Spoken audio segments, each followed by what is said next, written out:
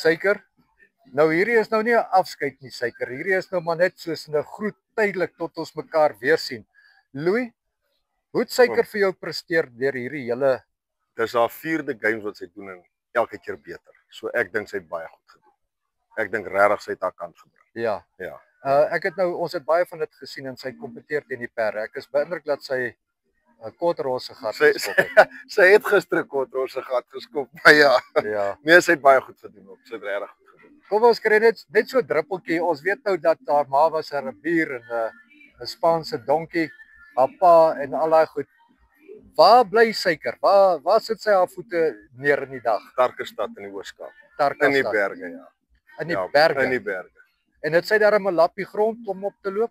Ja nee oom, sy en haar 50 ander chommies is nou nie almal myle nie, maar ons het 50 perde wat ons mee werk. Ja. So nee, hulle het 'n lappie grond wat loop. Hulle staan nie in die kraal en gevoer word. Hierdie is vir hulle 'n nuwe ding. Hulle ken dit glad. Hierdie is 'n groot bederf eintlik. Ja. Sy werk. Ja oom, ja, dis my ryperd. Jy ry met haar as jy gaan eerste keer op. Wat jy ook al gaan doen. Dis my ryperd wat die kinders my nou amper omgepraat het om haar op die games te ry. Ja. En ja, dis nou waar sy nou trek. Ja, uitstekend. Ja, so sy's plaaswerk gewoond en nou kom sy word sy bederf in die dorp. Nou ja, toe.